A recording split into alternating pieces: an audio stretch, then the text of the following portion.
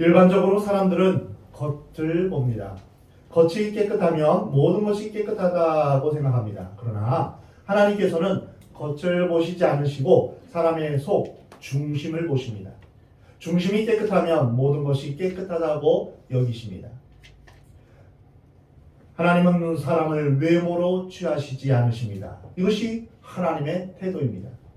마태복음 6장 1절에서 사람에게 보이려고 그들 앞에서 너희 의를 행하지 않도록 주의하라. 그리하지 아니하면 하늘에 계신 너희 아버지께 상을 받지 못하리라. 예수님 말씀하셨습니다. 신앙의 본질은 인간 앞에서가 아니라 하나님 앞에서 내가 누구인가 이것을 확인하는 과정입니다. 본문 말씀을 보면 예수님은 바리새인과 서기관뿐 아니라 많은 무리를 향해서 놀라운 말씀을 하십니다. 무리를 불러 이르시되 듣고 깨달으라. 예수님은 지금 중요한 메시지를 전하기 위해서 말씀을 시작하시면서 가장 먼저 듣고 깨달으라 라고 말씀하십니다. 우리가 먼저 배워야 할 것은 듣고 깨닫는 것입니다. 깨닫는 것보다 더 중요한 것은 말씀을 듣는 것입니다. 어떤 사람들은 깨닫는 것이 중요하다고 그렇게 말합니다. 그러나 말씀이 없는 깨달음은 이단에 빠지기 쉽고 또한 독선에 빠지기 쉽습니다. 하나님의 말씀이 아닌 것을 가지고 깨닫고 해석하고 주장할 때 이단이 생겨나고 또한 오만과 편견이 있게 되는 것입니다. 깨닫는 것도 중요하지만 무엇을 깨닫느냐 이것이 더 중요합니다. 교회 나오는 것도 중요하지만 무엇을 믿느냐 누구를 믿느냐 이것이 더 중요합니다. 우리는 무엇을 믿습니까? 우리는 무엇을 깨닫습니까? 듣고 깨달으라. 이 하나님의 말씀이 얼마나 귀중한 것인지를 우리에게 말씀하십니다. 예수님은 듣고 깨달으라 하시면서 실로 충격적이면서 혁명적인 말씀을 하십니다. 오늘 본문 11절입니다. 입으로 들어가는 것이 사람을 더럽게 하는 것이 아니라 입에서 나오는 그것이 사람을 더럽게 하느니라. 이것은 당연한 말씀입니다. 그러나 이 당연하고 또한 간단한 진리가 바리새인들과 서기관들에게는 지진을 일으키는 큰 충격을 일으켰습니다. 이 말씀은 입에 들어가는 것이 사람을 더럽게 하는 것이 아니다. 이러한 의미입니다. 사람은 무엇을 먹든지 다 깨끗하게 해서 먹습니다. 더러운 것은 씻어서 먹고 잘못된 것이 있으면 제거하거나 삶아서 먹습니다. 예수님 말씀하시기를 실제로 더러운 것은 입으로 들어가는 것이 아니라 바로 입에서 나오는 것이다 라고 말씀하십니다. 특별히 베드로가 이 말씀의 뜻을 설명해 달라고 부탁했을 때 예수님은 다음과 같이 해석해 주셨습니다. 오늘 본문 16절입니다. 예수께서 이르시되 너희가 아직까지 깨달음이 없느냐? 입으로 들어가는 모든 것은 배로 들어가서 뒤로 내버려지는 줄 알지 못하느냐? 입에서 나오는 것들은 마음에서 나오나니 이것이야말로 사람을 더럽게 하느니라. 입으로 들어가는 것은 깨끗한 것이다. 오히려 입에서 나오는 것이 더러운 것이다. 아주 간단한 말씀입니다. 정말 순수한 진리입니다. 그런데 이 말이 왜 바리새인들과 그곳에 있던 많은 유대인들에게 큰 충격을 주었을까요? 첫 번째는 이 말씀이 그들의 신앙을 근본을 뒤흔들어 놓았기 때문입니다. 그 당시 바리새인과 서기관 그리고 유대인들은 하나님을 잘 섬기기 위해서 생명을 걸고 구약에 있는 모든 말씀을 잘 지켰습니다. 특히 레위기 11장이나 신명기 14장에 기록된 부정한 음식은 입에 대지도 말라 하신 그 말씀을 목숨처럼 지켰습니다. 피는 먹지 말고 물고기도 어떤 것은 가려 먹어야 하고 짐승의 고기도 먹을 것과 먹지 못할 것 이것 규례를 신앙처럼 또한 구원의 기준처럼 그렇게 열심히 지켰습니다. 최선을 다해 지켰던 것입니다. 하나님 앞에 바로 서기 위해서 음식을 먹기 전에 손을 씻는 것을 자기들이 더 추가로 지켰습니다. 먹을 것과 먹어서는 안 되는 그것을 엄격하게 구분했습니다. 그런데 예수님께서 그들이 그렇게 생명을 걸고 지켰던 규례들이 의미가 없다고 선언해 버리신 것입니다. 사람의 입으로 들어가는 것이 사람을 더럽게 하는 것이 아니다. 자, 이렇게 선언해 놓았으니 그들이 얼마나 큰 충격을 받았겠습니까? 어떤 학자가 수십 년 동안 열심히 연구해서 논문을 썼는데 누가 이것은 아무것도 아니다 라고 하면서 휴지 조각처럼 찢어버렸다면 그 공부한 학자는 얼마나 허무하겠습니까? 평생 돈을 벌어온 사람이 죽은 후에 재물은 아무 소용이 없다 이렇게 말한다면 평생 돈을 벌기 위해 썼던 그 사람은 얼마나 허무했겠습니까? 바리새인들이 하나님을 잘 섬기는 방법이라고 생각하면서 목숨 걸고 지켜왔던 그 기준을 예수님이 무효화했으니 흔들어 놓았으니 바리새인들은 엄청난 충격에 휩싸였던 것입니다. 두 번째는 바리새인들이 생각하지도 못했던 점에서 지적을 받았던 것입니다. 예수님은 사람을 더럽게 하는 것이 어떤 종류의 음식을 먹느냐 이것이 아니라 어떤 종류의 생각을 하느냐 이것에 달려있다고 말씀하십니다. 예수님은 모세의 정결법에 얽매이지 않고 율법을 말씀하시는 하나님의 원래의 의도, 하나님의 최종 목표를 밝히신 것입니다. 음식 문제는 사실 아무것도 아니다. 그건 먹어도 괜찮고 안 먹어도 괜찮다. 이렇게 말씀하신 것입니다. 예수님의 말씀은 음식이 사람을 더럽게 한 것이 아니라 인간의 입에서 나오는 것이 사람을 더럽힌다고 말씀하시는 것입니다. 입에서 나오는 것은 곧 마음에서 나오는 것입니다.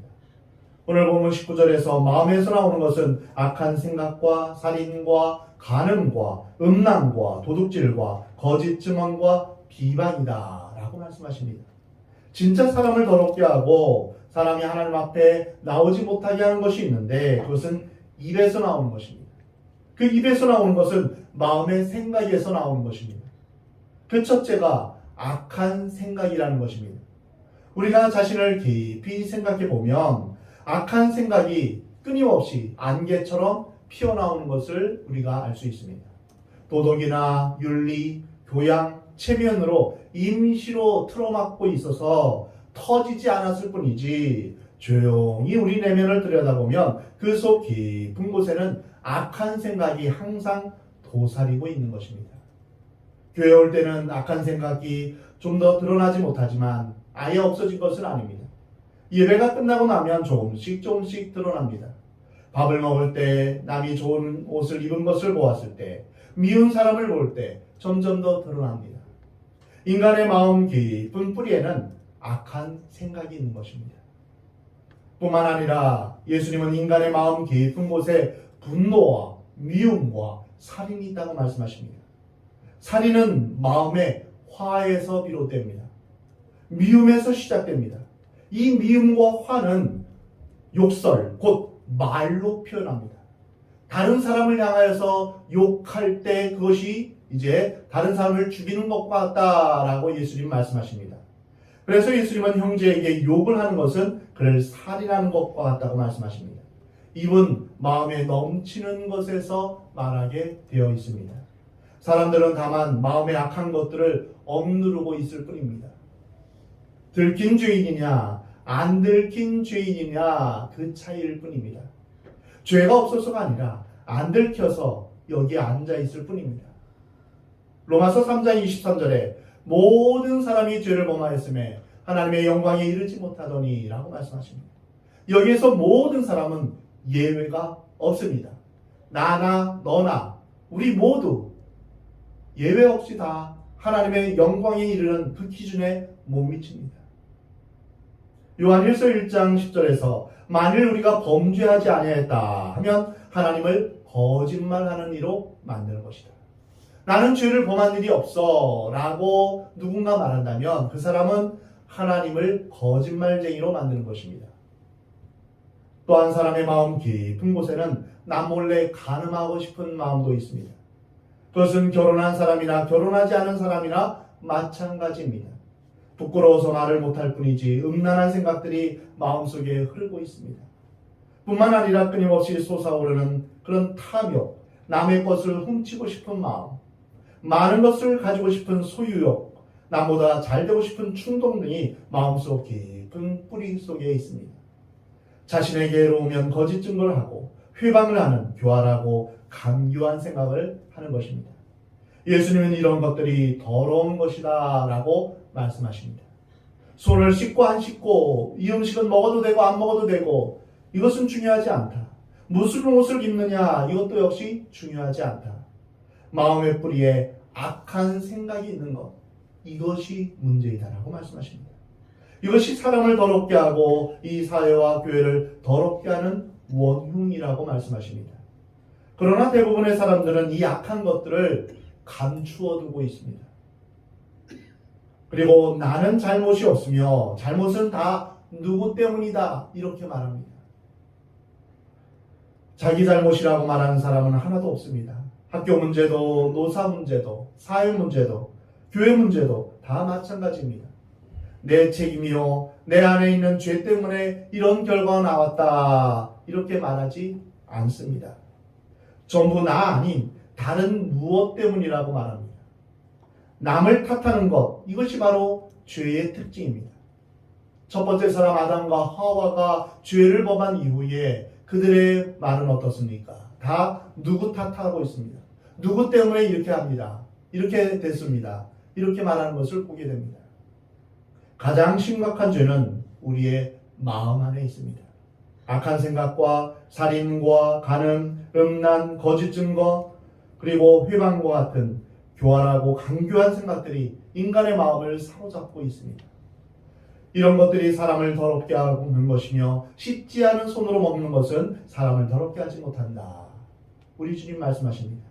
갈라디아서에 보면 육체의 일은 분명하니 곧 음행과 더러운 것과 호색과 우상 숭배와 주술과 원수 맺는 것과 분쟁과 시기와 분냄과 당짓는 것과 분열함과 이단과 투기와 술 취함과 방탕함과 또 그와 같은 것들이라.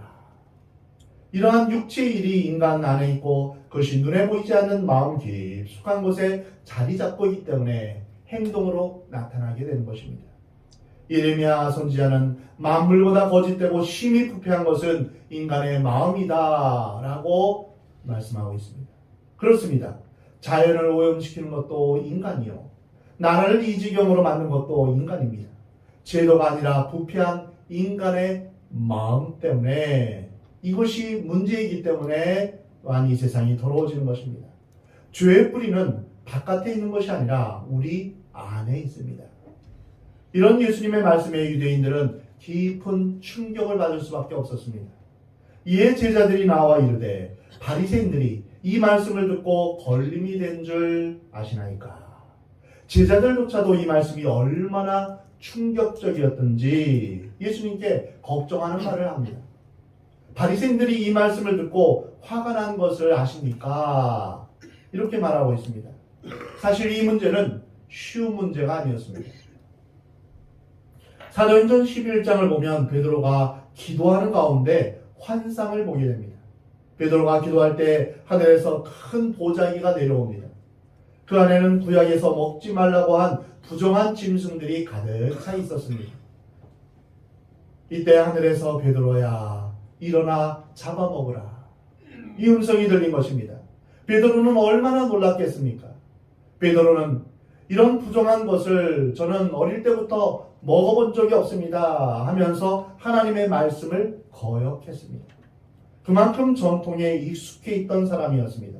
그러자 하나님께서 깨끗하게 하신 것을 내가 속되다고 하지 말라. 이런 일이 3번 반복되자 베드로는 깨달은 바가 있었습니다. 그리고 마침 그때 하나님께서 베드로에게 사람을 보내셨습니다. 이방인이 자기를 집에 초청한다는 말을 듣자 베드로는 주저하지 않고 찾아가서 복음을 전하며 세례를 주었습니다. 그 당시 유대인들은 이방인들을 개나 돼지 취급했습니다. 더러운 존재로 여겼습니다. 그러나 그 환상을 보고 나서 그는 깨달았던 것입니다. 베드로가 유대의 전통과 유전에서 벗어나기 시작했을 때 이방인에게 복음의 문이 열리기 시작한 것입니다. 성령을 받은 베드로에게도 이 문제가 이렇게 간단한 문제가 아니고 어려웠는데 성령을 받지 못한 바리새인들에게는 이 얼마나 어렵고 고통스러운 문제였겠습니까? 그러나 예수님은 그들의 주저함에 대해서 더욱 분명하게 말씀하셨습니다. 오늘 본문 13절입니다. 예수께서 대답하여 이르시되 심은 것마다 내 하늘 아버지께서 심으시지 않은 것은 뽑힐 것이니 그냥 두라. 그들은 맹인이 되어 맹인을 인도하는 자로다. 만일 맹인이 맹인을 인도하면 둘이 다 구덩이에 빠질 것이다 라고 말씀하셨습니다. 이 말씀은 천국 비유에서 배웠던 가라지 비유와 아주 흡사합니다. 주인이 좋은 씨를 제 밭에 뿌렸는데 싹이 나온 후 보니까 알곡만 자라는 것이 아니라 가라지도 함께 자라는 것입니다. 주인님, 가라지를 뽑아버릴까요? 종들이 묻자 주인이 대답합니다. 가만두라. 가라지를 뽑다가 곡식까지 뽑을까 염려하노라. 둘 다 추수 때까지 함께 자라게 두라. 추수 때 내가 추수꾼들에게 말하기를 가라지를 먼저 거두어 불사르게 단으로 묶고 곡식은 모아 내 곡간에 넣으라 하리라. 우리는 여기에서 하나님은 절대로 심지 않으신 것을 거두지 않는다. 이러한 놀라운 법칙을 깨닫게 됩니다. 하나님이 심지 않으신 것은 마지막 날 다 뽑혀 버릴 것입니다. 하나님으로부터 시작된 말씀이 아니라 인간의 전통을 붙잡는 바리새인과 같은 신앙을 가진 존재들은 다 뽑혀버리고 마는 것입니다. 그래서 우리의 신앙의 뿌리가 어디에서 시작되어야 됩니까? 하나님의 말씀에서 시작되어야 됩니다. 내 생각이 자리 잡아서는 안 됩니다. 본 말씀을 보면 바리새인들은 하나님의 말씀을 바로 깨닫지 못한 영적 맹인과 같다 이렇게 하셨습니다. 눈을 떴다고 생각하지만 실제로는 보지 못하는 맹인입니다. 그러면서 자기는 영적 지도자요 영안이 밝은 사람이라고 착각하고 있습니다. 이들에 의해서 맹목적으로 인도되는 일반 백성들은 인간의 전통을 지키면서 같이 구덩이에 빠질 수밖에 없습니다. 우리는 여기서 두 가지 결론을 내릴 수 있습니다. 첫 번째로 신앙생활을 바르게 하려면 내가 가진 고정관념들, 개념들을 깨트려야 합니다. 성경 말씀을 새롭게 받아들여야 합니다. 나는 이미 다 배웠어. 나는 이미 다 알아. 이러한 자세를 버려야 합니다. 내가 가지고 있는 생각에 성경을 하나, 두 개씩 덧붙이는 것이 아닙니다. 내 생각을 규명하기 위해서 성경을 이용하는 것이 아닙니다. 하나님의 말씀 앞에서 근본적으로 나를 뒤엎어야 합니다. 갈아엎어야 합니다. 나를 전적으로 바꾸지 않는 한 하나님의 말씀은 내게 능력이 되지 않습니다. 내 생각을 변명하기 위해서 하나님의 말씀을 끌어다 쓰지 마시기 바랍니다. 물론 우리는 최선을 다해서 성경 중심, 예수 그리스도 중심의 신앙생활을 하려고 애쓰고 노력하고 있습니다. 그러나 만약 여기에 만족하고 있다면 우리는 또 다른 형태의 인간의 전통과 유전에 얽매일 수밖에 없는 것입니다. 우리는 그래서 매일 매순간 겸손하게 우리 자신을 돌아보면서 반성하며 하나님 앞에서 스스로를 비춰보아야 합니다. 하나님의 말씀은 거울과 같습니다. 거울을 보지 않는 사람은 어떻습니까? 그 얼굴에 몸에 더러운 것이 묻었는지 알 길이 없습니다. 우리는 매일 매순간 하나님의 말씀을 보고 읽고 들어야 합니다. 어제 은혜 받았다고 해서 우리는 만족해서는 안 됩니다. 한 달 전에 은혜 받은 것 가지고 사는 사람도 있는데 그것은 잘못된 것입니다. 10년 전에 은혜 받은 것으로 살고 있는 사람은 이미 전통과 유전과 인간적인 생각에 얽매인 사람입니다. 그들이 하는 말들이 있죠. 나 때는 말이야. 이렇게 말하면서 이제 자신이 했던, 은혜 받았던, 충성했던, 봉사했던 이런 일들을 내놓습니다. 과거에 했던 일들은 다 잊어버리십시오. 온전히 하나님께서 내게 주실 새로운 은혜를 여러분 간구하시기 바랍니다. 만나를 오늘 어제 거를 두고 오늘 먹으려고 하니 어땠습니까? 냄새나고 못 먹게 됩니다. 우리는 오늘의 은혜를 우리는 주님 앞에 구해야 합니다. 날마다 순간마다 성령 안에서 말씀 안에서 새롭게 서야 합니다. 어제는 은혜 받았을지라도 오늘은 시험에 빠질 수 있습니다. 그래서 우리는 온전히 매일매일 하나님 앞에서 겸손하고 두렵고 떨림으로 우리는 주님 앞에 서야 할 것입니다. 어제 성경적이었던 것이 오늘은 전통이 될 수 있습니다. 하나님의 말씀은 시대와 상황에 따라서 늘 새롭게 해석되고 적용되어야 하는 살아있는 말씀입니다. 하나님의 말씀은 살아있고 능력이 있습니다. 그래서 골수를 찔러 쪼개기까지 하며 우리의 모든 악한 것들을 다 도려내는 그런 능력의 말씀입니다. 그래서 언제나 기준이 되는 것은 성경 말씀 그 자체입니다. 놀라운 것은 하나님의 말씀이 우리의 심령에 들어오면 사람의 마음이 뜨거워지고 성령의 능력이 나타나며 성령의 열매가 맺어집니다. 그러나 인간의 가르침에는 그런 것이 없습니다. 인간의 가르침은 사람을 고집스럽게 만들고 미련하게 만들고 오히려 더 변화를 거부하게 만듭니다. 사람 사이를 충돌하게 하고 또한 서로를 미워하게 만듭니다. 유대인들의 게으른 태도로 하나님의 말씀을 새롭게 해석하지 않고 옛날 선배들이 해석해 놓은 것만 절대적으로 받아들이면서 그들은 아주 고집스러워지고 경직되어서 스스로 멸망으로 치닫고 있었던 것입니다.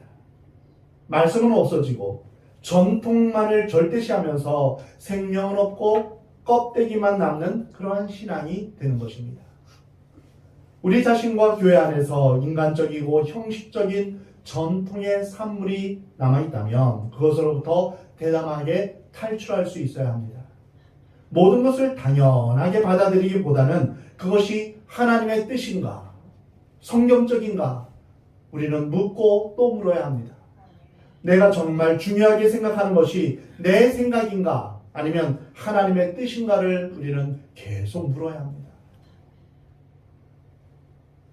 그것을 만약 우리가 놓쳐버리면 우리는 다시 인간적인 전통과 유전을 가지고 우리가 스스로 우리의 틀에 갇히게 되는 것입니다. 두 번째는 우리의 마음에 진정한 변화가 일어나기를 간절히 사모해야 합니다. 손을 씻느냐 씻지 않느냐, 설교할 때 가운을 입느냐 입지 않느냐 이런 것이 중요하지 않습니다. 어떤 자세로 기도하느냐 이것도 중요하지 않습니다. 중요한 것은 우리의 마음에 있는 죄악과 부정과 더러움을 치유하는 것입니다. 깨끗하게 하는 것입니다. 이것이 중요합니다. 우리의 마음 가운데 더러운 죄를 성령의 불로 불태워서 예수 그리스도의 보혈로 씻어서 우리 마음 가운데 있는 더럽고 탐욕스러운 모든 악한 생각을 근본적으로 도려내야 합니다. 우리의 근본적인 죄를 덮어두거나 감추려고 해서는 안 됩니다. 우리 안에 있는 죄악의 뿌리를 도려내야 합니다. 그래야만 하나님 앞에 의롭고 깨끗하고 정직하게 설 수 있습니다. 그러면 어떻게 우리의 마음을 깨끗하게 할 수 있을까요? 우리는 하나님의 말씀으로 깨끗하게 될 수 있습니다. 시편 119편입니다. 청년이 무엇으로 그의 행실을 깨끗하게 하리까? 주의 말씀만 지킬 따름입니다. 예수님 말씀하십니다. 너희는 내가 일러준 말로 이미 깨끗하여졌다. 즉 하나님의 말씀, 예수님의 말씀으로 우리가 깨끗하고 정결하게 되는 것입니다. 만약 말씀에는 관심이 없고 종교적인 열정을 추구하거나 인간의 전통만을 추구하거나 봉사와 섬김만을 하면서 말씀은 관심이 없다면 그것은 자기만족을 위한 것이며 결국은 이것은 사람들에게 칭찬을 받으려는 것이며 하나님을 섬기는 것이 아닙니다. 우리가 정결하게 되기 위해서는 우리의 믿음이 성장하기 위해서는 성경을 배우는 자리 참석해야 됩니다. 그리고 우리는 매일매일 성경을 묵상하며 성경을 읽고 듣고 우리가 성경을 보아야 합니다. 하나님의 은혜의 자리에 가장 바르게 들어가는 길은 내가 하나님 앞에서 죄인이라는 것을 깨닫는 것입니다. 성경 공부하는 분들의 공통적인 고백은 무엇일까요? 성경을 공부하면서 내가 죄인인 것을 깨닫게 됩니다. 그렇습니다. 그것이 당연합니다. 하나님의 말씀을 배우다 보면 내가 얼마나 추악하고 더러운 죄인인지 우리는 깨닫게 됩니다. 그런데요, 그것이 은혜입니다. 내가 주인이라는 것을 아는 것이 은혜입니다. 그리고 하나님의 아들이신 예수님이 나의 죄를 위해서, 내 죄를 위해서 십자가에서 돌아가신 그 은혜를 우리가 감사하며 또한 하나님 앞에 나아가는 것입니다. 그리고 우리 자신의 죄를 낱낱이 주님 앞에 고백하는 것이 필요합니다. 요한일서 1장 9절에 만일 우리가 우리 죄를 자백하면 그는 미쁘시고 의로우사 우리 죄를 사하시며 우리를 모든 불의에서 깨끗하게 하실 것이다 라고 말씀하십니다. 사랑하는 성도 여러분, 여러분 모두 우리를 깨끗하게 하시는 주님 앞에 나아가 모든 죄를 다 씻음 받는 그런 여러분이 되기를 우리 하나님은 원하십니다. 우리 마음에 더럽고 추한 죄를 씻어주시는 그 예수 그리스도의 십자가 앞에 나아가서 우리의 악한 본성을 완전히 도려내고 하나님 앞에서 예수님의 심장을 새로 이식받듯이 새 사람이 되어서 정결함과 깨끗함으로 하나님이 기뻐하시는 완전하고 거룩하신 하나님과 교제하며 살아가는 복된 여러분이 되기를 하나님, 우리 주님은 원하십니다. 이번 8월 13일부터 15일까지 전교인 여름 수련회를 우리가 하려고 합니다. 이상용 목사님을 모시고 새 사람을 입으라 라는 그러한 주제로 우리가 함께 은혜를 받기 원합니다. 우리는 하나님 안에서 새 사람을 입어야 합니다. 우리의 더럽고 추한 죄악된 몸으로 더 이상 살아갈 수 없습니다. 어떻게 하면 우리가 새롭게 될 수 있을까? 우리는 이것을 주님 앞에 기도하며 나아가야 될 것입니다. 그래서 우리의 모든 더럽고 추한 우리의 모든 악한 본성들은 다 내려놓고 예수 그리스도의 심장으로 새롭게 이식받기를 바랍니다. 빌립보서 2장 5절의 말씀에 너희 안에 이 마음을 품으라 곧 그리스도 예수의 마음입니다. 여러분 가운데 예수 그리스도의 마음이 있기를 원합니다. 우리의 추하고 더러운 죄악된 마음을 깨끗하게 하는 것은 오직 예수님의 마음을 품을 때밖에 없습니다. 예수님의 영이신 성령으로 충만할 때 거룩함으로 정결함으로 나아갈 수 있는 것입니다. 누구든지 거룩함이 아니고서는 하나님을 뵐 수 없습니다.